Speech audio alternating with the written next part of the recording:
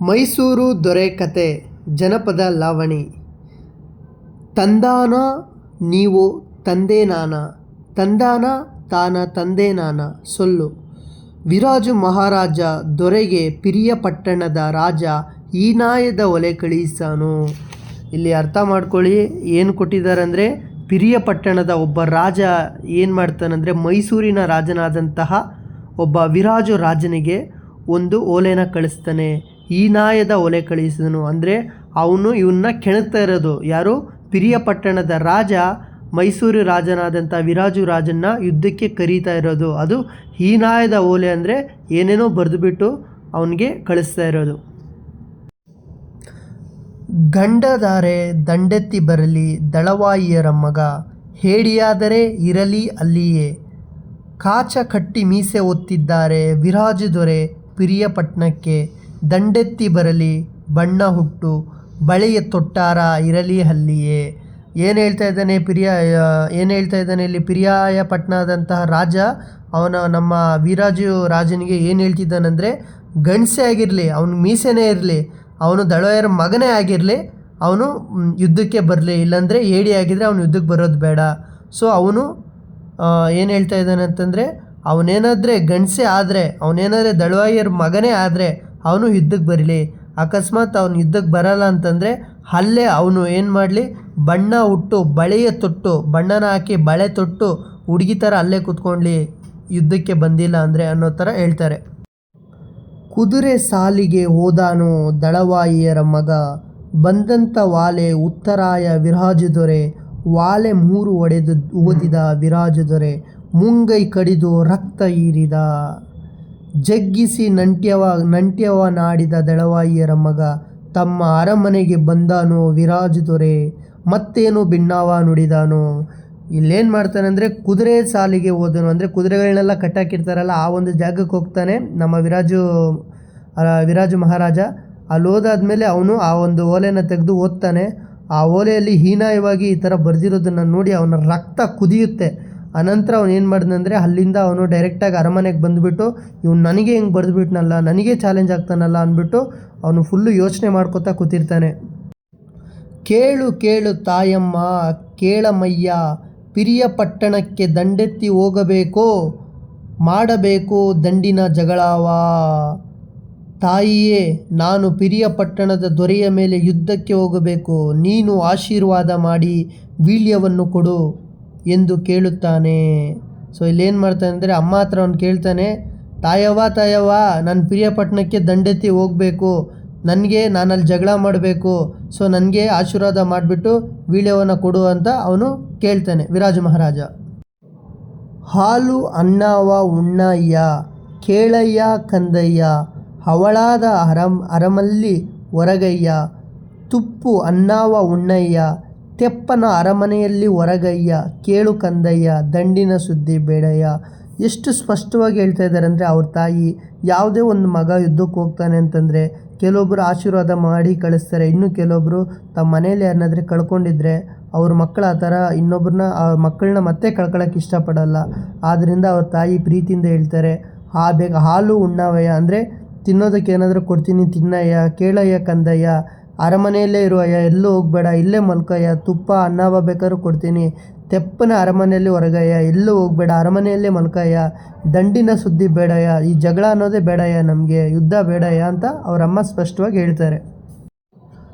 ಮೂಡಲಾಗಿ ದಂಡೆತ್ತಿ ಹೊರಡಯ್ಯ ದಳವಾಯಿ ಕಂದ, ಮುತ್ತಿನ ಚೇಚಿ ಏರಯ್ಯ, ಪಡುಲಾಗಿ ದಂಡೆತ್ತಿ ಹೊರಡಯ್ಯ, ಪಚ್ಚೆಯ ಚೇಚಿ ಏರಯ್ಯ, ತೆಂಕಲಾಗಿ ದಂಡೆತ್ತಿ ಹೋಗಯ್ಯ ದಳವಾಯಿ ಕಂದಯ್ಯ, ತೇಗಿನ ಚೇಜಿ ಏರಯ್ಯ, ಬಡಗಲಾಗಿ ದಂಡೆತ್ತಿ ಹೋಗಯ್ಯ, ಬೆಡಗಿನ ಚೇಚಿಯ ಏರಯ್ಯ. ಸೊ ಇಲ್ಲಿ ಏನು ಹೇಳ್ತಾ ಇದ್ದಾರೆ ಅಂದರೆ, ಅವರಮ್ಮ ಈಗ ಪೂರ್ವ ಪಶ್ಚಿಮ ಉತ್ತರ ದಕ್ಷಿಣ ಪಡುವಣ ತೆಂಕಣ ಮೂಡಣ ಅಂತ ಈ ಥರ ಇರುತ್ತಲ್ವ ದಿಕ್ಕುಗಳು.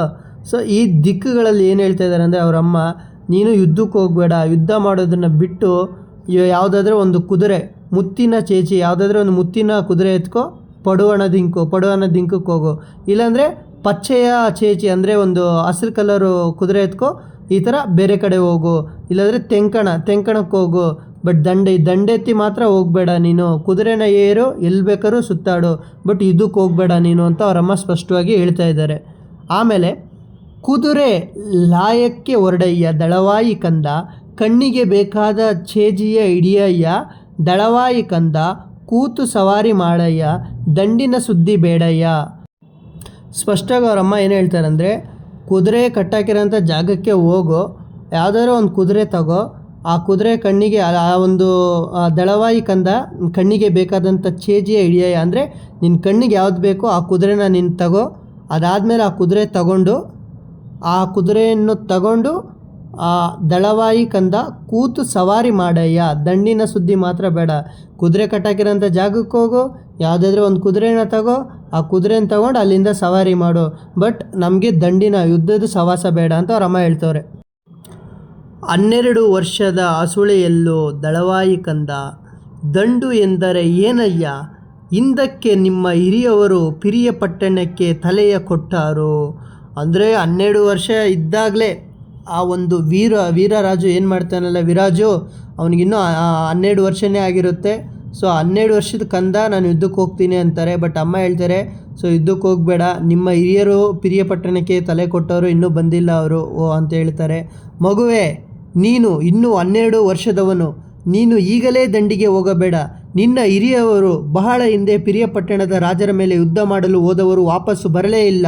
ನೀನು ಈಗಲೇ ಯುದ್ಧಕ್ಕೆ ಹೋಗಬೇಡ ಎಂದು ಹೇಳುತ್ತಾಳೆ. ಆಗ ದಳವಾಯಿಯರ ಮಗನು ಅಮ್ಮ, ಪಿರಿಯಪಟ್ಟಣದ ರಾಜನು ನನಗೆ ಅವಮಾನವಾಗುವಂತೆ ಕಾಗದ ಬರೆದಿದ್ದಾನೆ, ನಾನು ಹೋಗಲೇಬೇಕು ಎಂದು ಹೇಳ್ತಾನೆ. ಸೊ ಇಲ್ಲೇನಾಗುತ್ತಂದರೆ ಅವರಮ್ಮ ಹೇಳ್ತಾರೆ, ನೀನು ಇನ್ನೂ 12 ವರ್ಷದ ಮಗು, ನೀನು ಯುದ್ಧಕ್ಕೆ ಹೋಗಬೇಡ. ನಿಮ್ಮ ಹಿರಿಯರೆಲ್ಲ ಯುದ್ಧಕ್ಕೆ ಅಂತ ಪಿರಿಯಪಟ್ಟಣಕ್ಕೆ ಹೋದವರು ಯಾರೂ ವಾಪಸ್ ಬಂದೇ ಇಲ್ಲ. ಸೊ ಆ ಕಾರಣಕ್ಕೋಸ್ಕರ ನೀನು ಯುದ್ಧಕ್ಕೆ ಹೋಗಬೇಡ ಅಂತ ಅವರಮ್ಮ ಮಗುಗೆ, ವಿರಾಜುಗೆ ಹೇಳ್ತಾರೆ. ಅದಾದಮೇಲೆ ವಿರಾಜು ಏನು ಹೇಳ್ತಾನೆ ಅಂದರೆ, ಅಮ್ಮ, ಪಿರಿಯಪಟ್ಟಣದ ರಾಜ ನನಗೆ ಅವಮಾನ ಮಾಡಿದ್ದಾನೆ, ನನಗೆ ಹೀನಾಯ ಕಾಗದ ಬರೆದಿದ್ದಾನೆ, ನನಗೆ ಅದರಲ್ಲಿ ಅವಮಾನ ಮಾಡಿದ್ದಾನೆ, ನಾನು ಹೋಗಲೇಬೇಕಮ್ಮ ಅಂತ ಹೇಳ್ತಾನೆ. ಕೇಳು ಕೇಳು ತಾಯಮ್ಮ, ಕೇಳಮಯ್ಯ, ಅರಸಿ ವೀಳ್ಯವ ಕೊಡದಿದ್ದರೆ ಕೇಳು ತಾಯಮ್ಮ, ನಿನ್ನ ಮುಂದೆ ಪ್ರಾಣವ ಬಿಡುವೆನು. ಮಗನು ಇಷ್ಟು ಹೇಳಿದ ಮೇಲೆ ಅವನ ತಾಯಿಯು ಆಶೀರ್ವಾದ ಮಾಡಿ ವೀಳ್ಯವನ್ನು ಕೊಡುತ್ತಾಳೆ. ವಿರಾಜುಗಂತೂ ಫುಲ್ಲು ಅವಮಾನ ಕಾಗದ ಓದಿದ ತಕ್ಷಣವೇ ಅವರಮ್ಮ ಈ ಥರ ಹೋಗಬೇಡ ಅಂತ ಹೇಳ್ತಾರೆ. ಅನಂತರ ಅವನು ಹೇಳ್ಬಿಡ್ತಾನೆ, ಫೈನಲ್ ಡಿಸಿಷನ್ ಏನು ಹೇಳ್ತಾನೆ ಅಂದರೆ, ಕೇಳಮ್ಮ ತಾಯವ್ವ, ನಾನೇನು ಹೇಳ್ತಾ ಇದ್ದೀನಿ ಅಂದರೆ, ನೀವೇನಾದರೆ ನನ್ನ ಯುದ್ಧಕ್ಕೆ ಬಿಟ್ಟಿಲ್ಲಂದರೆ ನಾನು ಇಲ್ಲೇ ನನ್ನ ಪ್ರಾಣನ ನಿಮ್ಮ ಮುಂದೆನೇ ಬಿಟ್ಬಿಡ್ತೀನವ್ವ ಅಂತ ಹೇಳ್ತಾನೆ. ಸೊ ಯಾವುದೇ ಒಂದು ತಾಯಿ ಮನಸ್ಸಿದ್ರೂ ಇದು ಒಪ್ಕೊಳ್ಳಲ್ಲ. ಸೊ ಫೈನಲಿ ಮಗನ ಇಷ್ಟದ ಮೇಲೆ ತಾಯಿ ಅವನನ್ನು ಆಶೀರ್ವಾದ ಮಾಡಿ ವೀಳ್ಯವನ್ನು ಕೊಟ್ಟು ಯುದ್ಧಕ್ಕೆ ಕಳಿಸ್ತಾಳೆ. ನನ್ನ ಮಗನ ಕೈಯ ಮೇಲಾಗಿ ಪಿರಿಯಪಟ್ಟಣದ ರಾಜನ ಕೈ ಕೀಳಾಗಿ ದಳವಾಯಿ ಕಂದ ದಂಡು ಗೆದ್ದು ಬಾರಯ್ಯ. ಅವರಮ್ಮ ಹೇಳ್ತಾರೆ, ನನ್ನ ಮಗನ ಕೈ ಮೇಲಾಗಿರಲಿ ಯುದ್ಧದಲ್ಲಿ, ಪಿರಿಯಪಟ್ಟಣದ ರಾಜನ ಕೈ ಯುದ್ಧದಲ್ಲಿ ಕೀಳಾಗಿರಲಿ, ಗೆದ್ದುವ ಮಗನೇ ಅಂತ ಹೇಳ್ತಾರೆ. ಅರಸಿ ವೀಳ್ಯವ ತೆಗೆದಾನೋ ವಿರಾಜು ದೊರೆ, ಅರಸಿ ಆಯುಧವ ತೆಗೆದಾನೋ ದಳವಾಯರ ಮಗ, 12,000 ದಂಡು ಕಟ್ಟಿಯಾನು. ಸೊ ಅರಸಿ ವೀಳ್ಯನ ಅವ್ರ ಅಮ್ಮ ಕೊಡ್ತಾರೆ, ತಗೋತಾನೆ ವಿರಾಜು ದೊರೆ. ಅದಾದಮೇಲೆ ಅರಸಿ ಮತ್ತು ಆಯುಧಗಳು ಏನೇನು ಬೇಕು ಎಲ್ಲದನ್ನು ನೋಡ್ಕೊತಾನೆ. ದಳವಾಯರ ಮಗ 12,000 ಸೈನ್ಯನ ಕಟ್ತಾನೆ. ಆನೆ ಸಾಲು 12,000, ಒಂಟೆ ಸಾಲು 30,000, ವಿರಾಜು ದೊರೆಯ ಕುದುರೆಯ ಸಾಲು 20,000, ಗುಂಡಿನಾಳುಗಳು 12,000, ಇಟ್ಟಿಕಾರರು 12,000, ಬರ್ಜಿಕಾರರು 12,000. ಇಲ್ಲಿ ಅವನು ಯಾವ ರೀತಿ ಸೈನ್ಯನ ಫಾರ್ಮ್ ಮಾಡ್ತಾನೆ ಅಂದರೆ, 12,000 ಅಂದರೆ ಆನೆ ಸಾಲುಗಳು, ಲೈಕ್ ಆನೆ ಸೈನ್ಯ ಅಂತ ಒಂದು ನಡೆಸ್ತಾರೆ. ಆನೆ ಯುದ್ಧದಲ್ಲಿ ಆನೆ, ಒಂಟೆ, ಕುದುರೆ ಅಂತ ಈ ಥರ ಚತುರಂಗಗಳನ್ನ ಯೂಸ್ ಮಾಡ್ತಾರೆ. ಅದರಲ್ಲಿ ಆನೆ ಸಾಲುಗಳು 12,000 ಇರುತ್ತೆ, ಒಂಟೆ ಸಾಲುಗಳು 30,000 ಇರುತ್ತೆ. ವಿರಾಜು ಜೊತೆ ಕುದುರೆಯ ಸಾಲು ಅವನ ಜೊತೆಯಲ್ಲಿ ಪಕ್ಕದಲ್ಲಿ 20,000 ಜನ ಇರ್ತಾರೆ. ಗುಂಡಿನಾಳುಗಳು ಲೈಕ್ ಪರ್ಟಿಕ್ಯುಲರಾಗಿ ಹೆಸರು ಗೊತ್ತಾಗ್ತಿಲ್ಲ. ಗುಂಡಿನಾಳುಗಳು ಅಂದರೆ ಲೈಕ್ ಅವಾಗೆಲ್ಲ ದೊಡ್ಡ ದೊಡ್ಡ ಪಿರಮಿಡ್ ಅಲ್ಲ, ಅದು ಏನೋದು ಲೈಕ್ ಗುಂಡು ಹಿಂಗೆ ಎಸಿತಾರಲ್ವ, ಅದು ಬರ್ತಾಯಿಲ್ಲ ಪರ್ಟಿಕ್ಯುಲರಾಗಿ. ಅದೊಂದು 12,000 ಜನ. ಈಟಿಕಾರರು 12,000. ಈಟಿಕಾರರು ಅಂದರೆ ಲೈಕ್ ಸೈನಿಕರು ಯಾವಾಗಲೂ ಹಿಂಗೆ ಉದ್ದಕ್ಕೆ ಕಡ್ಡಿ ಥರ ಇಟ್ಕೊಂಡಿರ್ತಾರೆ ಗೊತ್ತಾ, ಈಟಿ. ಸೊ ಅದೊಂದು 12,000 ಜನ. ಬರ್ಜಿಕಾರರು ಅಂದರೆ ಜಾವ್ಲಿನ್, ಸೇಮ್ ಇದೇ ಟೈಪಲ್ಲಿ ಇರುತ್ತೆ. ಇದೊಂದು 12,000 ಜನ. ಈ ರೀತಿಯಲ್ಲಿ ಅವರು ಸೈನ್ಯನ ಫಾರ್ಮ್ ಮಾಡ್ತಾನೆ. ಆಳು ಕಾಳು 12,000, ಕಣ್ಣಿಗೆ ಬೇಕಾದ ಚೇಚಿ ಏರಿದ 12,000 ದಂಡನ್ನೇ ಕಟ್ಟಿದ. ಸೊ ಆಳು ಕಾಳು ಅಂದರೆ ಯಾರ್ಯಾರು ಸಿಗ್ತಾರೆ ಅವ್ರನ್ನೆಲ್ಲ ಸೇರಿಕೊಂಡು ಒಂದು 12,000 ಸೈನ್ಯ ಕಟ್ತಾನೆ. ಮತ್ತು ಕಣ್ಣಿಗೆ ಬೇಕಾದಂತಹ ಕುದುರೆನ ತಗೊಂಡು ಆ ಕುದುರೆ ಜೊತೆಗೆ 12,000 ದಂಡನ್ನು ಅವನು ಕಟ್ಕೋತಾನೆ ಜೊತೆಯಲ್ಲಿ. ಬೆಟ್ಟದ ಕಿಗ್ಗೈಗೆ ಹೊರಟಾನೋ ದಳವಾಯಿಯರ ಮಗ, ದಂಡಿನ ಝಾಂಡ್ಯ ಒಡೆದಾನೋ ದಳವಾಯಿಯರ ಮಗ, ದೇವಸ್ಥಾನಕ್ಕೆ ಹೊರಟಾನೋ ದಳವಾಯಿಯರ ಮಗ, ಹರಕ್ಕೆ ಪ್ರಾರ್ಥನೆಯನ್ನು ಮಾಡ್ಯಾನೋ ದಳವಾಯಿಯರ ಮಗ. ಸೊ ಇಲ್ಲಿ ವಿರಾಜದೊರೆ ಏನು ಮಾಡ್ತಾನೆ ಅಂದರೆ, ವಿರಾಜದೊರೆ ಈ ರೀತಿಯಲ್ಲಿ ಸಕಲ ಸಿದ್ಧತೆಗಳನ್ನೆಲ್ಲದನ್ನು ಮಾಡಿಕೊಂಡು ಚಾಮುಂಡೇಶ್ವರಿ ಬೆಟ್ಟಕ್ಕೆ ಹೋಗಿ ತನ್ನ ಹರಕ್ಕೆ ಪ್ರಾರ್ಥನೆಗಳನ್ನೆಲ್ಲ ಸಲ್ಲಿಸ್ತಾನೆ. ಯುದ್ಧಕ್ಕೆ ಹೋಗೋಕ್ಕಿಂತ ಮುಂಚೆ ತಾಯಿ ಹತ್ರ ಆಶೀರ್ವಾದ ಪಡ್ಕೊಂಡು ಆಮೇಲೆ ದೇವ್ರ ಹತ್ರ ಆಶೀರ್ವಾದ ಪಡ್ಕೊಳ್ತಾನೆ ಚಾಮುಂಡೇಶ್ವರಿ ಬೆಟ್ಟಕ್ಕೆ ಹೋಗಿ. ನಂತರ ಪಿರಿಯಾಪಟ್ಟಣದ ದೊರೆಯ ಮೇಲೆ ಯುದ್ಧಕ್ಕೆ ಹೋಗಿ ವೀರಾವೇಶದಿಂದ ಹೋರಾಡ್ತಾನೆ. ಅನಂತರ ಇವನದೇ ಮೇಲುಗೈಯಾಗಿ ಅವರಮ್ಮ ಹೇಳಿರ್ತಾಳಲ್ಲ, ನಿನ್ನ ಯುದ್ಧದಲ್ಲಿ ನಿನ್ನ ಮೇಲುಗೈ ಆಗಲಿ ನಿನ್ನ ಒಂದು ಕೈ ಅಂತಂದಾಗ, ಸೊ ಅದೇ ಥರ ಅವನು ದೇವ್ರ ಹತ್ರ ಬೇಡ್ಕೊಂಡು ಅಮ್ಮನ ಆಶೀರ್ವಾದ ಪಡ್ಕೊಂಡು ಯುದ್ಧದಲ್ಲೂ ಸಹ ಅವನ ಒಂದು ಕೈ ಮೇಲುಗೈಯಾಗಿ ಸಾಧಿಸ್ತಾನೆ.